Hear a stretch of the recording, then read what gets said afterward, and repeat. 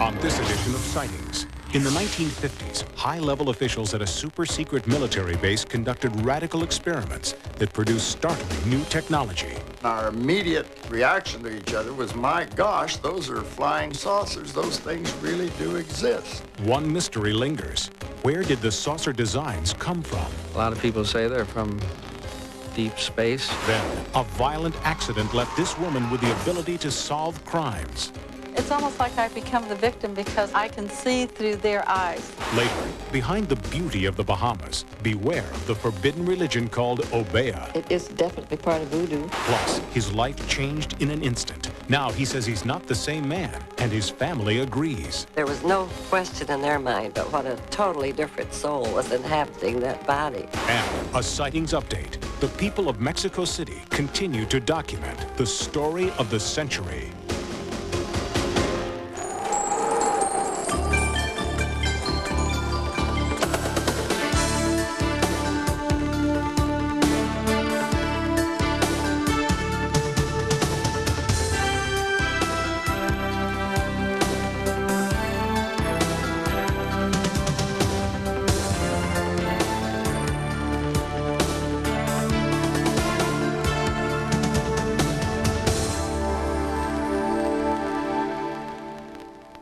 Welcome to Sightings. I'm Tim White.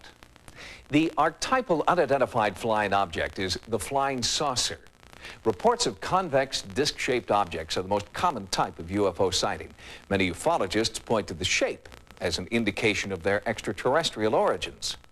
But Sightings has uncovered information that many governments, including our own, have designed and tested flying saucers. Major Keyhole, as author of the book Flying Saucers Are Real, what is your opinion of these new sightings of unidentified objects? With all due respect to the Air Force, I believe that some of them will prove to be of interplanetary origin. Flying saucers have invaded our planet. In the 1950s, nearly every science fiction movie featured flying saucers hell-bent on interplanetary destruction. Looking back today, these encounters seem comical, even ridiculous. But it's important to remember that at the time, many Americans felt that flying saucers like these were a real threat.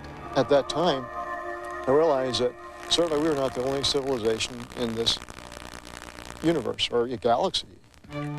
The first known flying saucer sighting was reported in June 1947 by pilot Kenneth Arnold, who saw several disc-shaped craft. And 3 weeks later, there was a mysterious crash near Roswell, New Mexico. My dad had special training in investigating aircraft accidents, and he knew what he was looking at. And what he saw was not a normal aircraft. As a child, Dr. Jesse Marcel saw with his own eyes debris from the crash site. His father, an Army intelligence officer, brought some of the wreckage home the night of the crash. He brought the debris in, we looked at it, spread it out on the kitchen floor. There was this like a black plastic Bakelite material. There was metal foil, and then there were I-beams that had a purplish symbol written across the margin of it. The end of World War II and the emergence of flying saucer sightings may be more than a coincidence, according to some aviation experts who believe many saucers have an earthly origin. The Germans had been working on a disc-shaped aircraft at the end of World War II that would have been brought to the United States. And then our engineers, you might say, made a better model of that craft. There is evidence that as early as 1941, German engineers had successfully built and tested sophisticated aircraft resembling flying saucers. After the war, some of Germany's top aeronautical designers moved to America, Great Britain, and the Soviet Union. Did they bring their saucer plans with them? Apparently they did.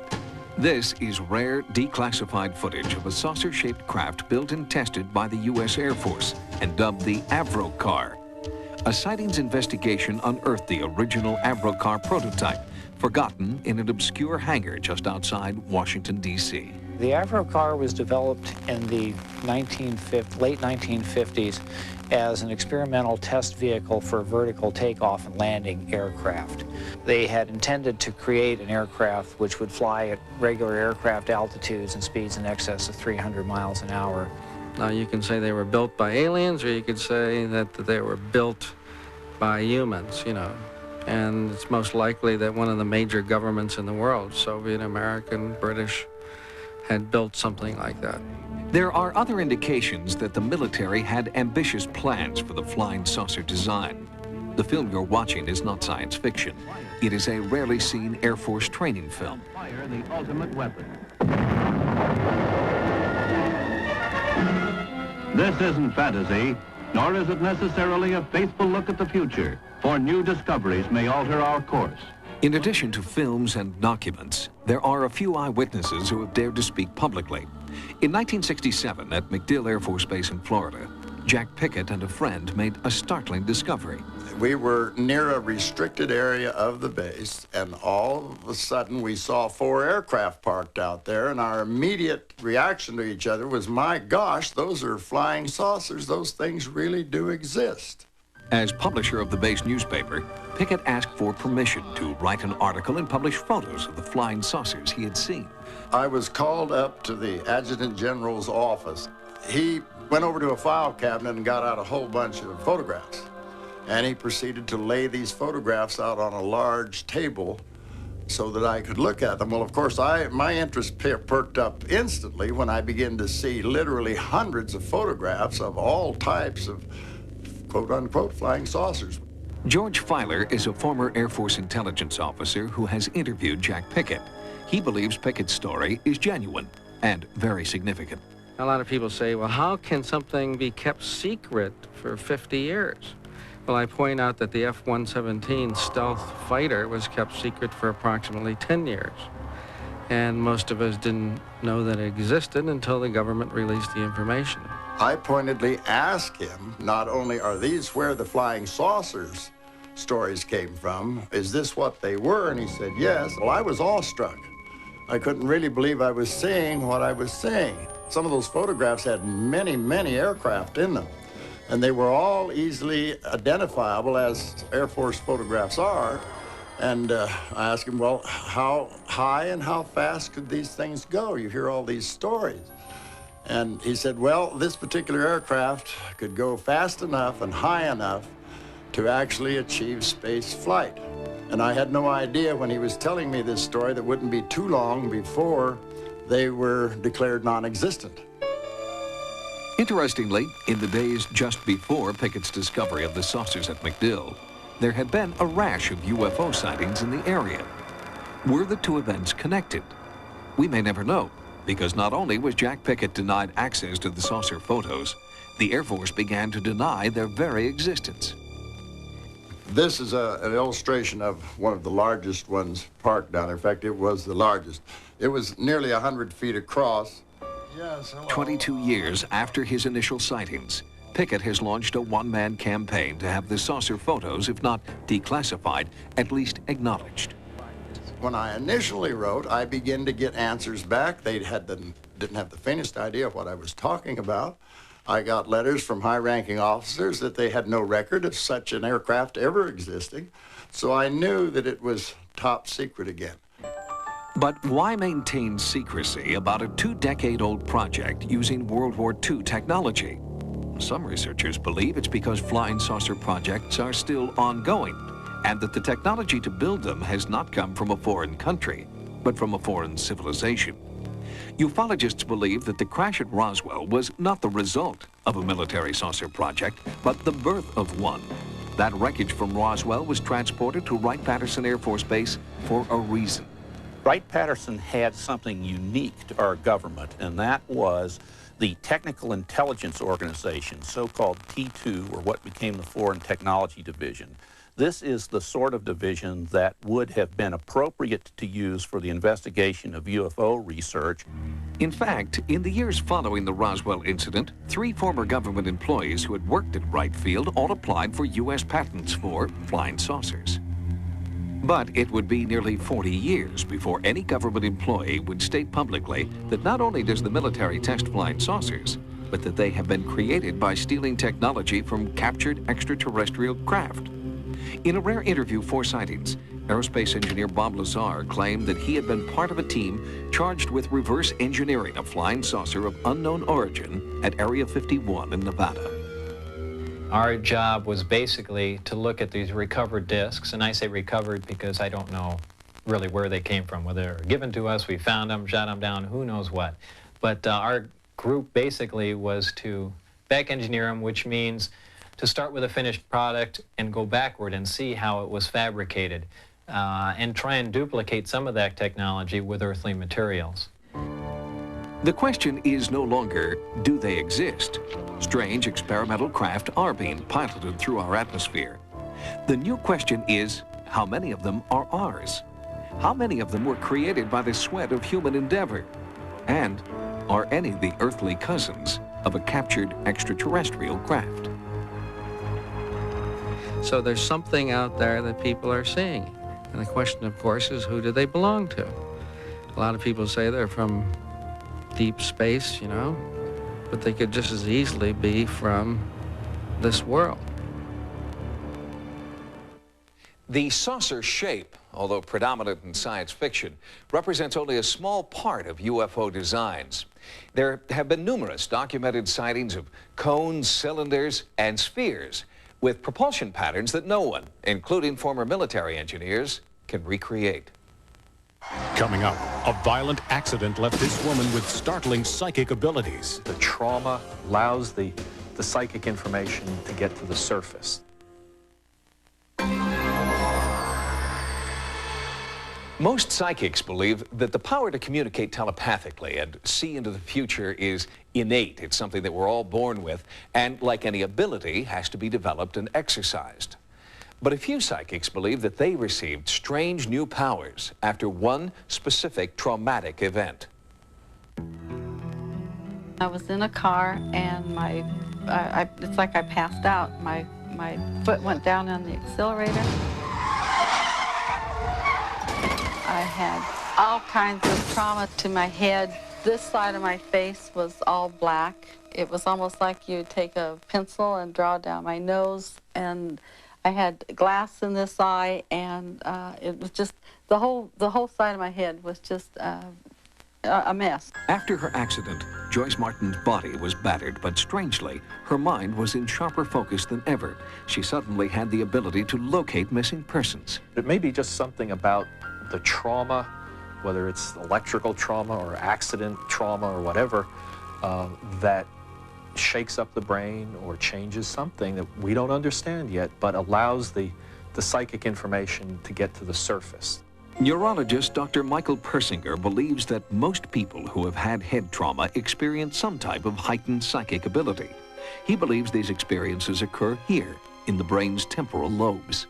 Some of the experiences that a person has after even mild traumas to the temporal lobes would be the sensations of déjà vu, the sensations of precognitive sensations, and also one of the most compelling features that take place after a trauma is the sensation of enhanced psychical capacities, where the person suddenly knows for reasons that they aren't clear of. It's almost like I can tune in to the victim, and I can see through their eyes. It's almost like I become the victim because I can feel the pain. Within months of her accident, Martin's remarkable new abilities were called upon during the search for a Tucson girl. Vicki Lynn Hoskinson was abducted while running an errand on her bicycle. She was 8 years old. I heard on the car radio that she was missing, and I drove to the area that Vicki Lynn had been abducted.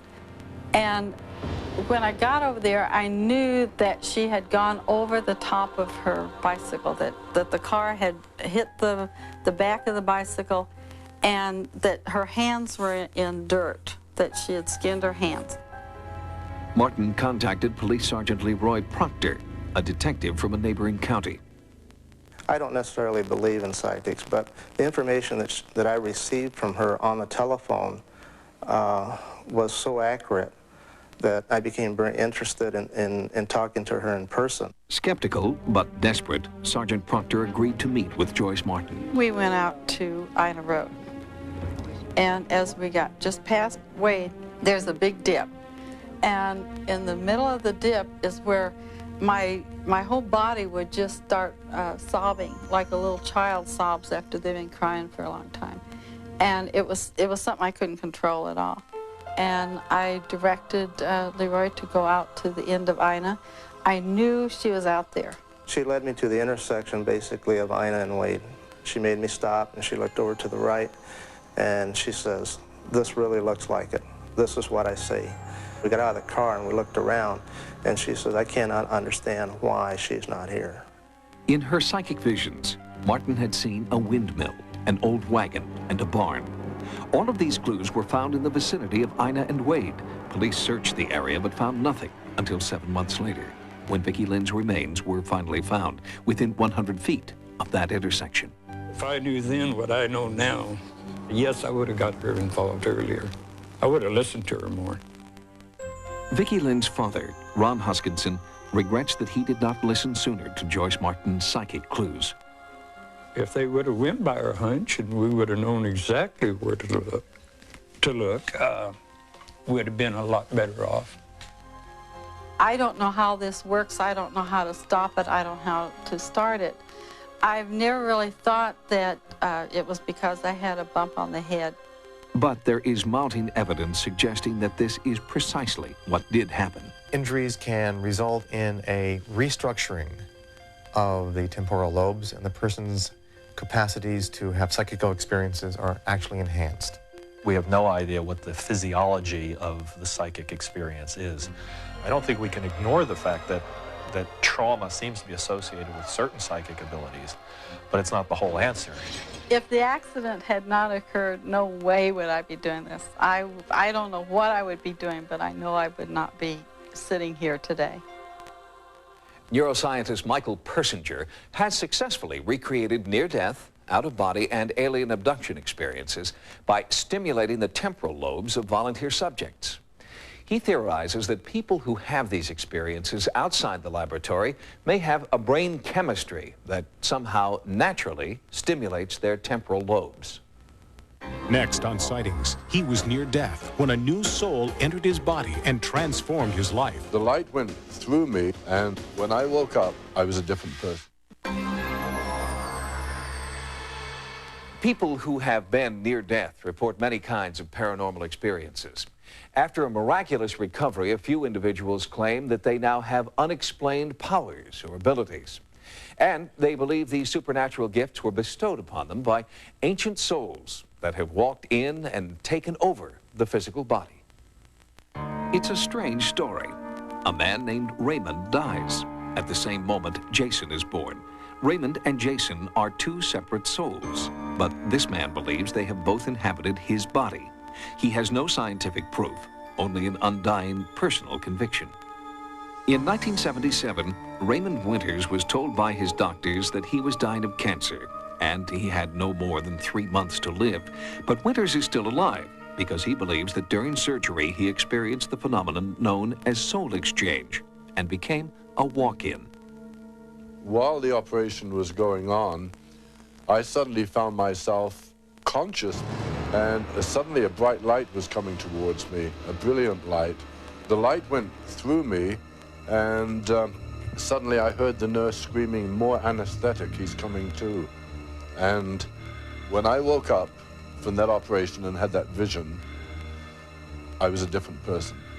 I looked at my wife. I couldn't believe that she was my wife. I had changed so much she couldn't believe I was her husband. A walk-in is an advanced soul who, through previous lifetimes, has earned the right, if he wants to take over the role of a walk-in. Author Ruth Montgomery is a leading expert on the soul exchange phenomenon. She has written 3 books on the subject and has interviewed hundreds of supposed walk-ins. And a walk-in comes in when a person is so discouraged, so unable to cope with life anymore that he wants to leave, or he's in a near-death experience, or sometimes clinical death on the operating table. Then a walk-in can replace that soul. Jeanette Walsh was married to Raymond Winters. She found it difficult to cope with her husband's paranormal experience. He asked if I would start calling him Jason, and it was kind of hard to go from calling him Ray to Jason. The body was the same, but the man was different. He would not accept his doctor's dire prognosis. Raymond, now Jason, was convinced that he could survive his cancer. A strange force drew him to the Far East, where he searched for an herbal cure. I got out of bed and I went on a trip. I got special permission from Singapore Airlines to get on a plane because I was wrapped in bandages. They thought I would die on the plane. I had to sign forms. He wanted to go to the east to look for these different herbs, which is what we did. We traveled all over to find them, and he found them. And then we came back to the States, and he started making all of these different drinks. From that point on, he got better with tremendous speed, and people started to notice the difference. And I would come home from work, and there would be people, sick people, sitting all around my apartment. And there would be Jason giving out this tea and sitting there talking to them and counseling them and hugging them and everything. There was no question in their mind but what a totally different soul was inhabiting that body. After he began his profession of seeking out the herbs, he was able to heal himself. Today, Jason Winters' tea is sold worldwide, and many people believe he has saved their lives. But success for Jason meant losing the woman Raymond had once loved. My wife and I had to get a divorce. To this day, I can't even remember marrying her. Nearly every walk-in that I've ever known, and by now I've known a lot of them, has shortly afterwards gone through a divorce. And when we think about it, it's really logical, because it's not the person that man or woman fell in love with or asked to marry. It wasn't like he just had a personality change, but every single thing about him changed. Jason's son, Robin Winters, struggled to accept the man his father had become. He found an answer after contacting psychic Susan Staples. I went to see her, and she went into a trance. She didn't have any idea who I was. She went into a trance, and suddenly she said in a deep voice, "Jason is here, and he wants to speak to you." And I said, "What do you mean, Jason? I'm Jason." She said, "No, a big, dark gentleman is standing beside you. He is your walk-in, and he wants to talk to you." My father found out who the walk-in presence was, and that was through a psychic. And the person was an Indian, I guess. And it was back in the 30s, and he was a medical doctor. She started telling me about why I was going to India all the time and standing under the gateway of India when I had no reasons to go there. I just kept going back there all the time. And then I found out that this is where the walk-in that is part of me now, the herbalist, the healer, the medical doctor, he was shot there in 1935. The most astounding thing about this happened. He was shot on the 13th of September, 1935, my birthday. Jason Winters believes that his walk-in has given him a second chance. His two sons support their father's new life as a healer. As a result of this whole experience, my whole family's life has changed in a dramatic fashion. We have gone from having what seemed like a pointless, useless direction to really helping people and touching a lot of people with my father's story. Jason Winters is one of my favorite examples of a walk-in. He's developed all of these different alternative medicines that have helped thousands and perhaps, as I said, millions of people. And he's become a positive, productive person who has certainly contributed to the good of humanity. We mustn't think negative. We've got to think positive, positive, positive all the time. It's unnatural to be unhealthy, natural to be healthy. And if you want the secret of success, go out, help people, start smiling. Another man who was said to believe that he had been transformed by a walk-in was former Egyptian President Anwar Sadat. Sadat believed that the new soul that he received pushed him toward his eventual commitment to peace in the Middle East. Next on Sightings, inside the world of Obeah, the forbidden religion of the Bahamas. It is definitely part of voodoo. Then, a Sightings UFO update from Mexico City. And later, can we all learn to live disease-free? There are a number of smaller religions that worship the power of the curse. Among them is the practice of Obeah. In the Bahamas, this voodoo sect is so feared, it's been outlawed. When a sightings investigative team traveled to the Bahamas to investigate Obeah, they were told not to do the story. They were warned that the evil power of Obeah is far-reaching and deadly. If they pick your food and eat it while that bottle there, they'll die. They all are leaving Obeah. There's no doubt about it.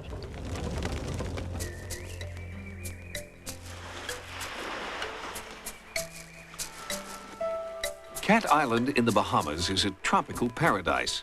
But beneath the surface beauty of emerald lagoons and white sand beaches is a mysterious undercurrent of Obeah. Few here have escaped its power, and fear of that power has led the government to ban it. Islanders keep their religious practices to themselves. Few will speak of it, even fewer will explain it. And yet its power is palpable. Many paranormal researchers who have studied the island believe that it's haunted, perhaps by the vengeful spirits of those who were enslaved here after its discovery by Christopher Columbus. 81-year-old Frances Armbruster, known to all as Mrs. A, has a profound respect for the dark power of Obeah. She came to Cat Island in the early 1960s, and for the past 30 years has seen many signs that the outlawed religion is widely practiced here. Obeah has even hit home, literally. The Armbruster house has burned twice. The last time it almost killed her. I was burned 65% of my body. I lost everything. The cause of the fires has never been determined, but Mrs. A believes it's related to a curse placed on her home and business. And they were standing in front of the store and the air was just thick. I knew something was wrong. And I said, what's the matter with you people? And finally Agnes piped up and said, somebody put an Obeah in your store. I went in the store and I looked in the drawer and there was a Bahamian bill and a U.S. bill, dollar bill, and a rear end of a dead rat with blood and guts and everything. And I went to Mildred. Now, Mildred was my cook and supposedly one of the biggest witches on the island, but she never would admit it. And she said, you take this object out of the drawer and you make a cross all the way across the drawer with a thick layer of salt, and then pour kerosene or gasoline over it, and then take it down to the beach, put it in the water, and set it on fire. And if it floats away and the smoke goes out to sea, you're safe. If it comes back onto the bay, you're in trouble. Although Mildred never admitted she was a witch, a strange incident shortly after her death convinced Mrs. A and others that Mildred had supernatural powers. And as Mildred died this night, we was in the kitchen cooking, I and my daughter, Beth, sitting side by side. There was a pot on the stove and it had she had a big heavy lid on it, and that all of a sudden it lifted itself off the stove and came flying across the room straight at her head. And my daughter only had to dodge her head and mark the sign of the cross in her face, and the platter fall on the ground to her feet. Now I and her get scared, and we run out of the kitchen because we know then it was Mildred. They would not come back. They never set foot in that kitchen again. Obeah has its roots in a number of ancient African religions. When members of these religions were enslaved and forcibly shipped to the Americas, they kept their beliefs secret and continued to practice in private. Wherever they came, they brought their own religious ideas, like the old African religion of voodoo. And they also found different circumstances, and so they adapted their African religious ideas to those different circumstances. On Cat Island, practicing Obeah is against the law, and we found few people who were willing to share any of its secrets with us. Islanders told us that Iva is a walking encyclopedia on the ancient practice of Obeah. With some reluctance, she showed our sightings team this bottle filled with graveyard dirt, hair, fingernails, urine, garlic, and a lily, the flower of death. We asked her about the significance of this talisman. Once they see a bottle in the tree, they know you have something in that bottle. And if they pick your food and eat it while that bottle there, the belly gets swelled and they'll die. The power of the curse is worshipped above all else, and its ability to cause suffering and even death is very real. The spirits can be provoked to do justice, and justice sometimes means doing bad to your enemies. And through curses, you can make spirits do bad things to your enemy. That's how Iva explains the death of a local man who picked fruit from a tree protected by an Obeah bottle. And he died with a belly like this. Like he was ready to have baby. So Job Farrington is in the grave right now for on the counter picking people things and see the bottle up in the tree. Frances Armbruster has also been touched by the dark side of Obeah. Although she is not a believer, she respects those who are. When a 16th century treasure chest was discovered on her property, Mrs. A heeded the warning of an Obeah witch not to open it. It sits closed and as a conversation piece. Although Obeah uses curses for evil purposes, practitioners insist the religion believes in the essential goodness of humankind. African religions don't worship the dark forces, but they do know that the dark forces exist, and they recognize that there are people within the religious culture that know how to use these dark forces. Practitioners of Obeah believe that they are being unfairly singled out by a government that does not understand the complexity of their religion. While they admit that there are black magic rituals, Obeah practitioners also perform healings, curse removals, and other forms of white magic. Coming up next, a sightings update from Mexico City. Videotape continues to surface from the largest UFO flap in history. Since 1991, there have been more than 1,000 UFO sightings over Mexico City.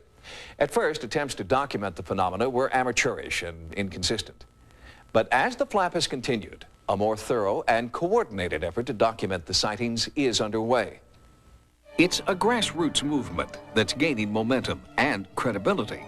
With UFO sightings like this one occurring nearly every week, citizen groups are forming all over Mexico, with support and training provided by several colleges and universities. They are learning how to recognize and document genuine UFOs. There are also some diamond-shaped forms, red in color, that are suspended over the mountain, and all of a sudden they become long, and then all of a sudden diamond-shaped again. Then they disappear. We went to my sister-in-law's home. All of a sudden, I thought I was looking at a cloud, and I saw a yellow light. It got closer to us. Among the experts participating in these field seminars is Demetrio Faria, who maintains Mexico's largest library of UFO footage. A former safari leader, he's now after a different kind of big game. My experience as an observer starts back in a time when I dedicated myself to being in the field hunting animals. But now, what I am trying to capture on camera and on video are UFOs. Faria has made a thorough study of conventional aircraft and their flight patterns, so he can distinguish them at a glance from true UFOs. You need to see them to look for them and know what to look for. The shine, the intensity of the shine, and the movement that these machines have. As more amateur ufologists are trained in his technique, an impressive videotape database is being developed. He would teach me how to look at the sky. He would show me his videos that he had already recorded. He would tell me how I had to sharpen my vision to be able to distinguish those objects since they are very small. First record them on video and study them to be able to compare later a real one from a false one. I spent about 7 months looking at the sky and wasn't able to record anything. Then it took me about 2 more months before I was able to obtain the first video. The number of UFO videos shot in Mexico is overwhelming. When the computer science department at El Grupo Sol, a Mexican state university, was asked to analyze the footage, Professor Victor Quesada was hesitant. I didn't buy into the phenomenon. I thought that many of the videos were falsifications, utilizing a methodology known in computer lingo as multimedia. But when Professor Quesada, his colleagues and students began looking at the UFO footage, a startling pattern was instantly visible. Computer enhancements of the supposed UFOs could not be matched to enhancements of any conventional aircraft. At that point, we weren't as skeptical. We said, let's take advantage of what we know and let's try to look for the truth on our own. And then the university backed us up. Professors approached the university with an unusual proposal. They wanted to conduct formal classes in the study of the Mexican UFO phenomenon. Surprisingly, permission was granted, and the classes filled quickly. My interest in all of this changed to understand a little more about the truth. In reality, there is a lot of photographic material and video material that really makes you think that there is something out there. I decided to do field research with a group of students and professors, and we started to see phenomena in the heavens that were inexplicable. I noticed that there were strange things. We saw lights, very rare lights, and lights that could not be categorized as a star or categorized as an airplane. For the students and faculty at El Grupo Sol, what started out as a purely technical exercise has become a topic for not only scientists, but also philosophers. It would be of great interest to me to be able to have in my hand the most advanced technology, the most advanced resources, to be able to have the most information. I believe in the efforts that the universities make, that the individuals make, that the governments make, in order to find the truth to this phenomenon. If it is the case that it really exists, we should be able to establish contact with him. The good thing would be that this would have a positive effect for mankind. Sightings is one of the few American organizations to take an active and scientific interest in the Mexico City UFOs. With our Mexican contacts, we are compiling and analyzing new videotapes just now coming in.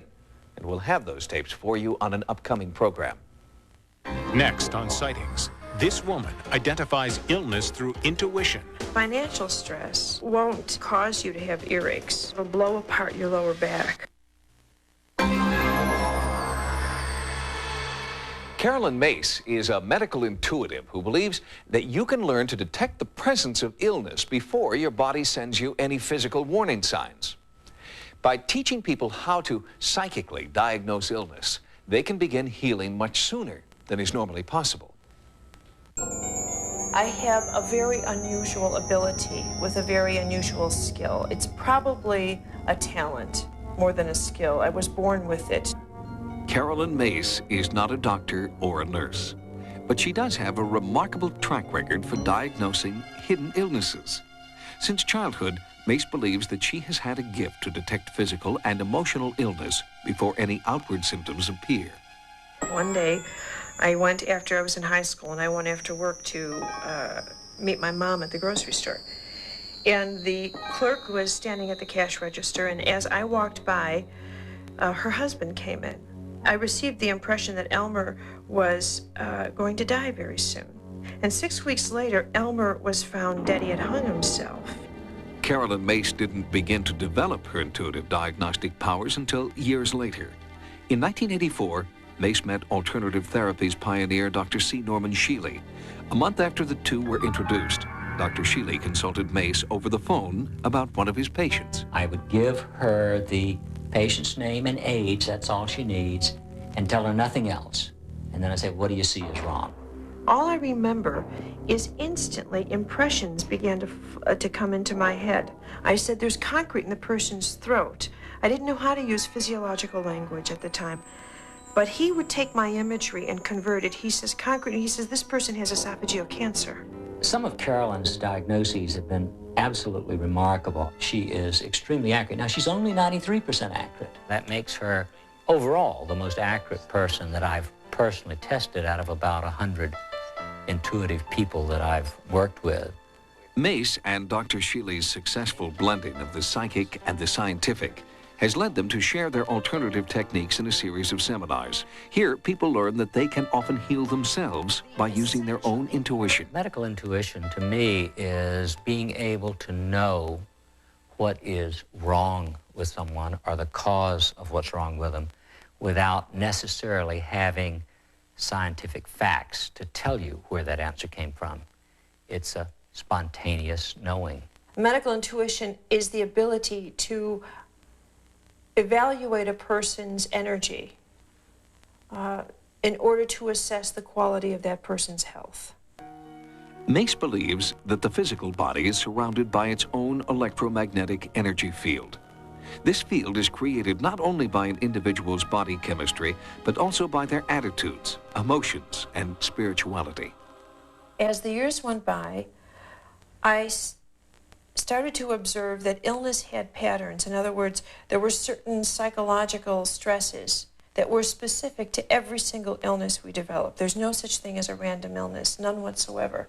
And then I began to realize that the body, in fact, was actually designed as a type of power system, that we have 7 different levels of power that are inherent in human biology.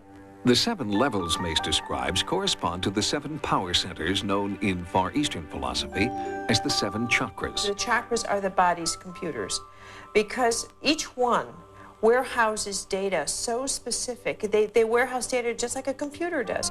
Your 4th chakra, or your 4th computer, is your emotional territory, all of your information on love, forgiveness, bitterness, jealousy. And when a woman finds out, for example, that perhaps her marriage isn't working or her husband's been cheating on her, 9 out of 10 women, at least the women I meet, and I meet thousands of them, will deny it or try to figure out some way to live with it. These types of emotional issues or traumas in the extreme get warehoused in breast tissue and become breast cancer. To Mace, the lower back pain that afflicts millions of Americans can be traced to spiritual, not physical trauma. Financial stress won't cause you to have earaches. It won't give you a sore throat. What it will do is it'll blow apart your lower back, because that's where financial stress lives in the body. Your biography is indeed your biology. Rewriting your biography to improve your own biology is what Mace tries to impart to those who seek the secret to self-healing. I think the greatest problem that medicine ever created was when it separated the body and the mind and the spirit, because you can't. I think that to deny the spiritual, in my opinion, is malpractice. Health is a matter of power. So it's better to have attitudes that bring you power. Positive attitudes, faith, feeling good about yourself. Because that empowers your heart, your mind, your spirit, your biology. Dr. Sheely and Carolyn Mace both believe that using medical intuition is not a cure-all or replacement for conventional treatment. But they do believe that self-awareness and taking responsibility for your own health are the first steps towards complete wellness. Thanks to overwhelming viewer response, Sightings will expand its America Online area beginning June 1st. Keyword Sightings when you log on for access to Sightings stories, images, and events. And you can still reach us 24 hours a day at 1-900-933-SIGHT. That's 1-900-933-7444. Until next time, remember, no mystery is closed to an open mind. For Sightings, I'm Tim White. Somebody called Sightings. Cal's seen a ghost on Pigsty tomorrow at 9. And then Richard Jenny steals his brother's girl, and he's going to have to pay the price on Platypus Man tomorrow at 9:30. But now don't go away. Stay tuned for University Hospital next.